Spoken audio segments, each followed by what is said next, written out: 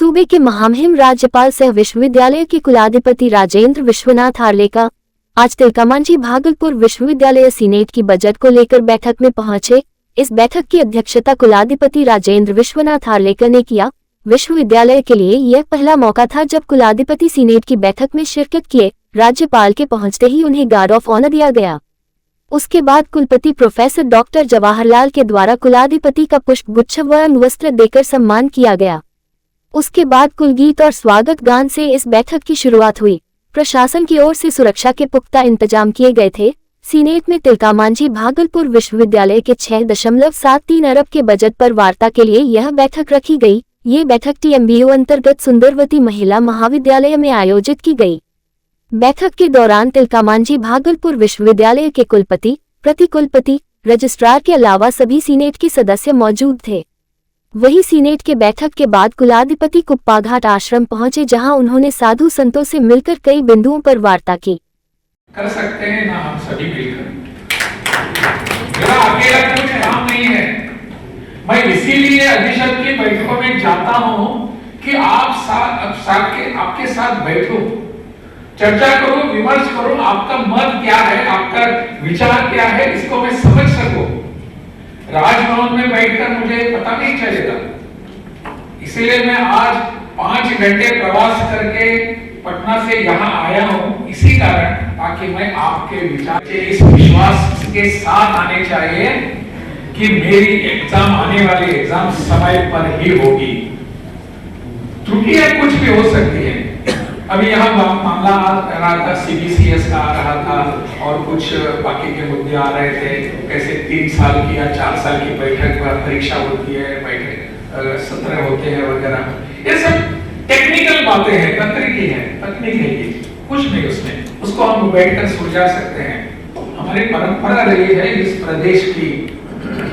नालंदा जैसा विश्वविद्यालय, विक्रमशिला जैसा विश्वविद्यालय, पढ़ाई की इतनी उज्जवल परंपरा अपने पूरे देश छोड़िए दुनिया भर में कहां नहीं है। तो उसी बीच मैं किसी कारण से हॉस्पिटलाइज नहीं हुआ। पारस जैसे हॉस्पिटल में मैंने देखा कि जो छात्र छात्राएं हमारा ट्रीटमेंट में जुटे हुए थे वे सभी मगध यूनिवर्सिटी के थे। यहाँ भी जवाहरलाल नेहरू महाविद्यालय है या भागलपुर में अवस्थित। मैंने सोचा और वहाँ के जो हमारे डॉक्टर्स हैं उन लोगों से मैंने बात किया तो बड़ी सहयोग मिला है और मैंने प्रस्ताव बनाया है 4 वर्षीय फिजिकल थेरापी कोर्स का।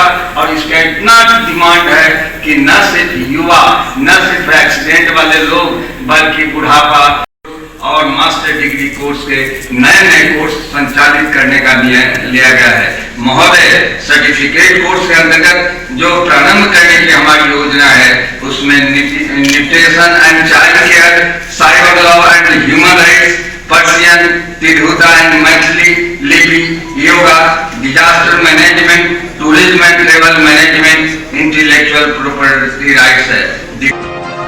नवगछिया पुलिस को बड़ी सफलता हाथ लगी है। नवगछिया पुलिस ने 1 लाख का इनामी कुख्यात अपराधी राहुल यादव गिरफ्तार किया है।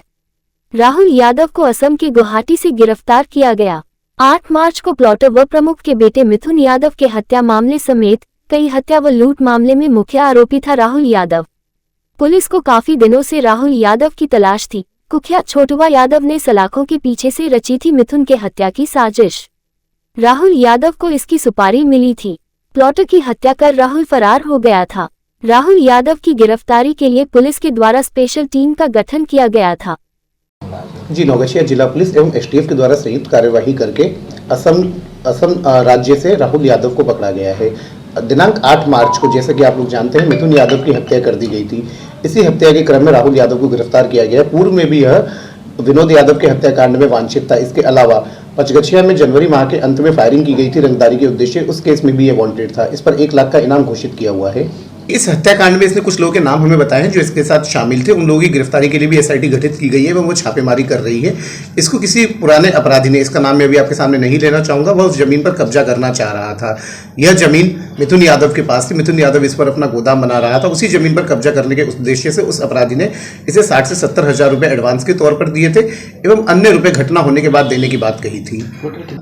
एक दर्जन से अधिक मामले हैं, जैसा कि राहुल यादव यहाँ एक रंगदार के रूप में पहले से भी जेल गया हुआ है। इसके अलावा मर्डर केस में भी ये जेल गया हुआ है, परंतु पिछले 7-8 सालों से पुलिस को इसकी तलाश थी। सर दर्द, चक्कर आना, गर्दन दर्द, कमर दर्द, लो बैक पेन, स्पॉन्डिलाइटिस, लकवा, पैरालिसिस, गठिया, साइटिका, पोलियो, घुटनों का दर्द, आर्थराइटिस, नसों का सूखना, frozen shoulder, ligament, cartilage, sports injury, spinal cord injury, हाथ पैर सुनने लगना जैसी अन्य बीमारियों का इलाज करवाए। Doctor Praveen Kumar Jha, physiotherapist, advance neuro diagnostic and physiotherapy centre, Gramin Bank के नीचे, हटिया रोड, तिलका मांझी, भागलपुर, बिहार। कॉल करें 9431446600। भागलपुर से AIMIM की पार्टी भी आगामी लोकसभा चुनाव में अपना प्रत्याशी उतारेगी। जहां AIMIM की पार्टी भी भागलपुर लोकसभा में चुनाव लड़ने को तैयार है, जिसको लेकर AIMIM की पार्टी के जिला अध्यक्ष मोहम्मद शाहीन ने एक प्रेस कॉन्फ्रेंस आयोजित कर इसकी जानकारी दी। और प्रेस कॉन्फ्रेंस के दौरान उन्होंने कहा कि चुनाव में जितने भी पार्टी के लोग आए सभी ने हम लोगों को ठगने का काम किया है, इसलिए अब भागलपुर से AIMIM पार्टी से एक अपना प्रत्याशी होगा जो किसी भी पार्टी को हराने का काम करेगी। जबकि प्रेस कॉन्फ्रेंस के दौरान पार्टी के डॉक्टर तनवीर हसन ने कहा कि हमारी लड़ाई इंडिया गठबंधन से नहीं बल्कि सीधे NDA गठबंधन से है। हमारे पार्टी के सामने किसी पार्टी का गठबंधन टिक नहीं सकता है, जहां जीत हासिल कर भागलपुर का तेजी से विकास करेगा। बता दें कि AIMIM की पार्टी बिहार में 11 लोकसभा में अपना प्रत्याशी उतारेगी, जहां एक उम्मीदवार भागलपुर से भी होगा। मौके पर प्रदेश सचिव संजीत सुमन ने कहा कि ये बस कहने की बात है कि AIMIM सिर्फ मुस्लिमों की पार्टी नहीं है। अब आवाम जग रही है, जिसके फलस्वरूप मुस्लिम ही नहीं बल्कि हिंदू समाज से भी कई नामचीन चेहरे के साथ एक बड़ी तादाद आज AIMIM के साथ कदम से कदम मिलकर चुनने के लिए तैयार है। आने वाले लोकसभा चुनाव में भागलपुर लोकसभा सीट हम 100% जीतने जा रहे हैं। और ये प्रेस कॉन्फ्रेंस जो है हमारे बैरिस्टर साहब का, हमारे सदर साहब का जो ऐलान हुआ 11 सीट पे लोकसभा लड़ने का, जिसमें कि एक भागलपुर का भी चुनाव हुआ, और इसी की शुक्रिया अदा करने के लिए हमने इस प्रेस कॉन्फ्रेंस रखा है। और हमने अपनी मजबूती को प्रदान करने के लिए, सामने वाले को बताने के लिए कि हम हर एतबार से इस भागलपुर लोकसभा में मजबूती से लड़ने के लिए तैयार हैं। कुछ लोगों का नाम भी आया और वो नाम जो है हम आला कमान को भेज दिया गया, ठीक है। अब वह आला कमान का जो भी आदेश होगा हम लोग उस पे लब्बैक रहेंगे और इंशाल्लाह इसको जमीनी स्तर से मजबूती से लड़ेंगे और बेहतरीन लड़ाई लड़ेंगे। क्या एजेंडा ये है कि सबसे हम लोगों ने जितनी भी पार्टी को वोट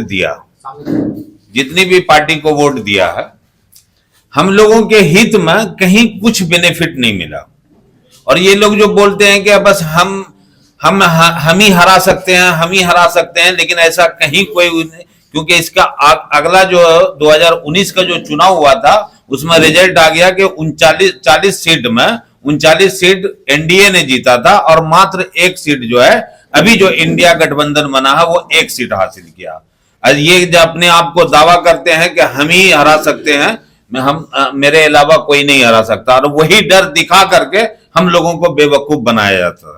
प्रेस कॉन्फ्रेंस का मूल उद्देश्य यही है कि इस भागलपुर की सरजमी से जो MIM का उम्मीदवार लोकसभा का चुनाव लड़ने जा रहा है, उसके लिए ही हम लोग मशवरा करने बैठे हैं। 3-4 नाम सामने आया है, जिसके उम्मीदवारी में एक मेरा भी नाम है। मैं डॉक्टर तनवीर हसन अपना भी नाम दिया हूं। अब है कि पार्टी की जो राय होगी वो काबिले कबूल होगी। पार्टी जो भी निर्णय लेगा उसको माना जाएगा। पार्टी का हुक्म सर आंखों पर, उसको मानते हुए अपने को बीड़ा को आगे उठाना है। पार्टी टिकट दे तो भी हम पार्टी का चुनाव लड़के और ये दिखला देंगे भागलपुर की धरती को कि भागलपुर का बेटा मिला है। लड़ाई इंडिया गठबंधन से नहीं है, डायरेक्ट एनडीए से है।